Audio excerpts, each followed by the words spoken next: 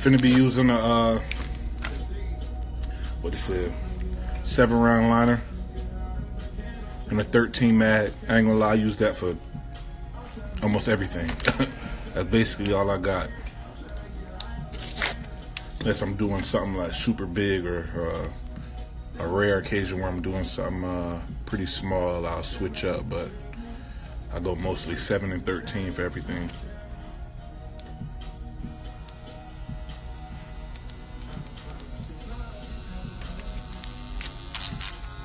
It's not a board, it's like a I guess what they call a practice skin. It's like rubber, so you can tattoo it. It ain't just like real skin, but it's great.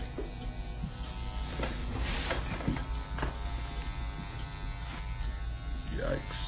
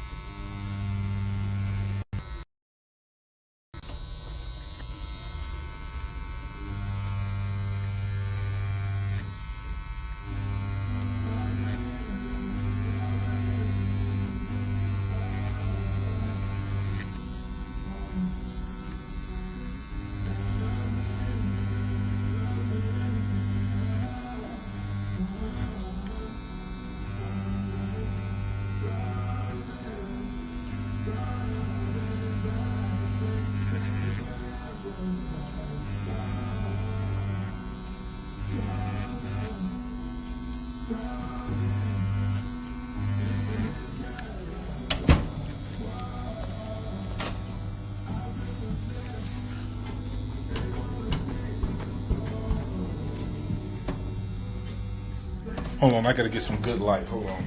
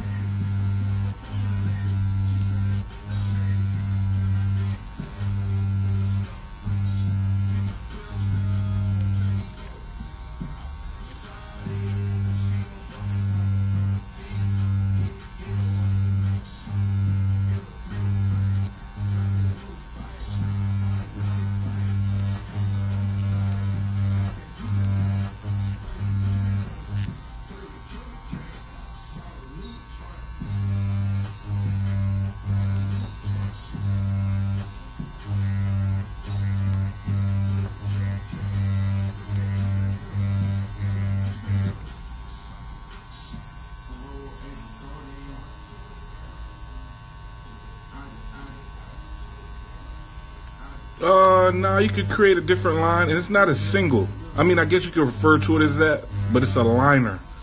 It's a 7-round liner that I'm using right now, and I like to bulk up my lines. You don't have to do a single pass. You could use it as you can use it almost like you're drawing. You know what I'm saying? It's just you have to be mindful with doing too much damage to the skin. But other than that, you could build lines up. Sometimes I might even use a shader as a liner in certain situations.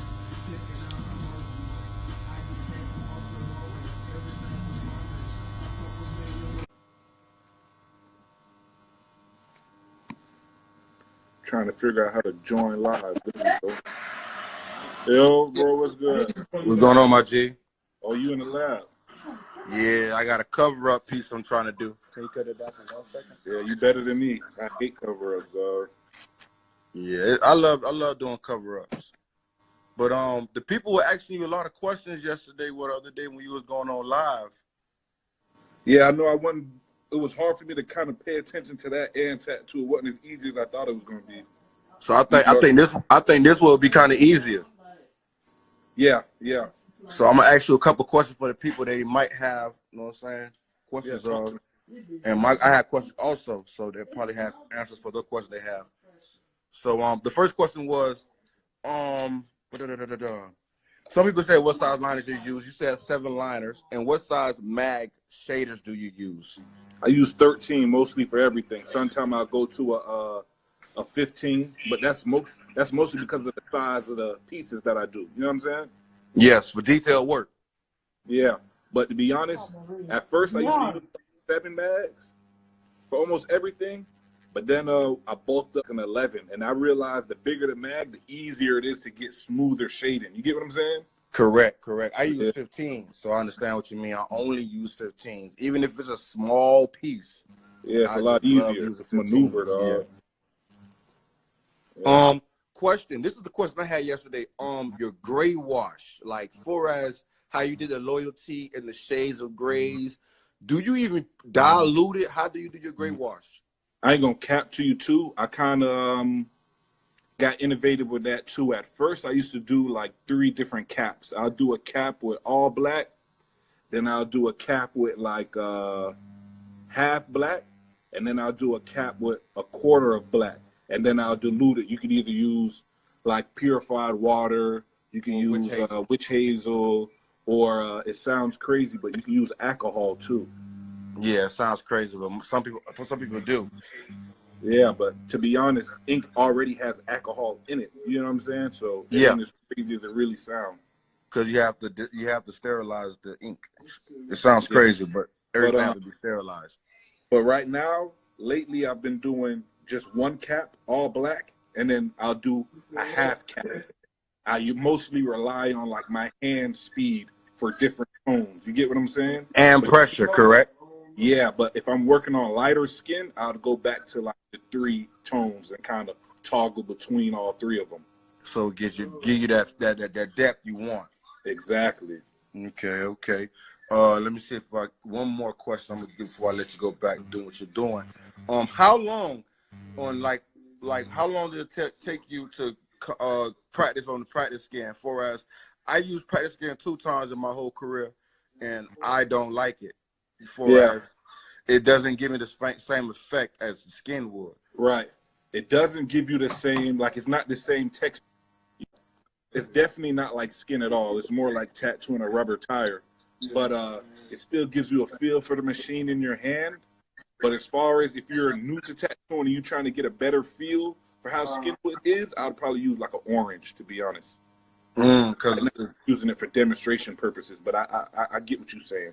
Okay, now this is something new to me. I've been trying. I just started. I had a rotary. I showed you the rotary I have. I actually got the atomic, and it hits stronger. Now, how do you? Because you said the other day you did a live. You were saying your depth for the needles is different depths for different things. Longer needle depth for a detail, shorter needle depth for regular lining. But the rotary is stronger. How do you know when the rotary is too strong for the skin? That's a good question, dog. You got to pay attention to what the skin is telling you. Boom. You get what Yeah. I'm saying? Like whenever I switch to a new rotary, I'm really taking my time and paying attention to the skin. Is the swelling as consistent as it is with your last one? You kind of get what I'm saying? Yeah. And as far as like, you know, when a tattoo gets swollen, you can see the pores open up. Yeah. Make sure that it's, how can I say, like smooth. Sometimes you can take your time and look at the skin and see that it's chewed up. You get what I'm saying? Yeah. So if you notice the skin is kind of like getting like a hamburger type texture, then you need to chill out. Yeah. Yeah. Yeah. But it's always tricky switching from rotaries, especially because, you know, there's really no gauge to how hard it's hitting. You get what I'm saying? Exactly. Exactly. Because I honestly didn't understand the gauge on how hard it hitting because I had like 3, 4 cheap rotaries. And now I spent a little more money on this rotary, and I did a face tattoo yesterday. It's on my post, and this was the easiest tattoo to do for as with the machine because the machine gave me what I was looking for. Yeah, that's what's up. What you running it at? Running it at? Oh, just the 8, just the 8 8? because I did research on the Atomic. It says 9 is the highest voltage, and run it to a 6 to an 8. And I used to run my machines at 9 because I wanted that hard hit. But oh man. But I'm usually between like anywhere between I'll say between 7 and 8. Yeah, 7 to 8. Like my sweet spot for most jobs. Okay. Well, let's see if some more people want to get on here and ask questions. Well, I'm not gonna slow you down. I hope I asked some questions they wanted to answer. And one more thing.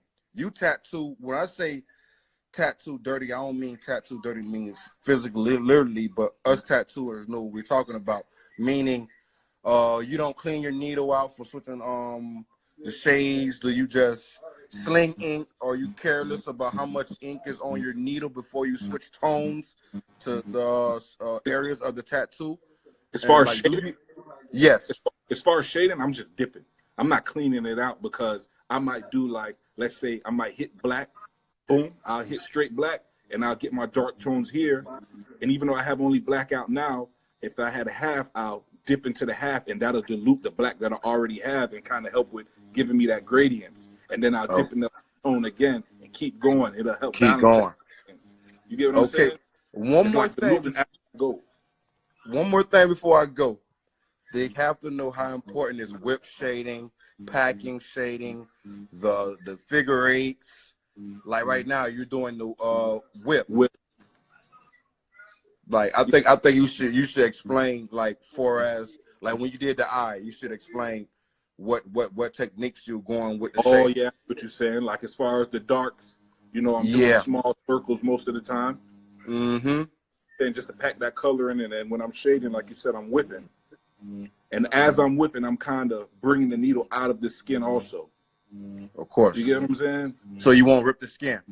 Not even so I won't rip it. It's just the shallower you go with the needle, the lighter it's going to be. You get what I'm saying? Yeah. When you're actually really penetrating. When I'm shading, I'm kind of whipping out at the same time. You get what I'm saying? You see that motion? Yeah. Yeah, like a pendulum.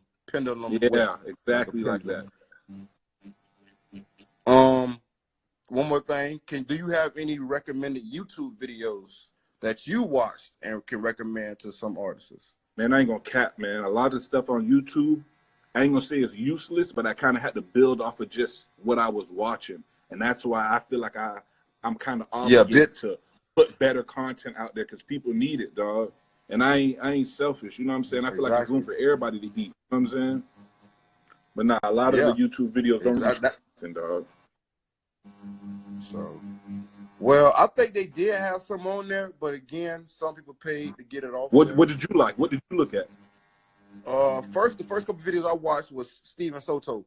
He's a well-known tattoo artist because I like his style and how he gives the workout. And then I follow his time-lapse videos.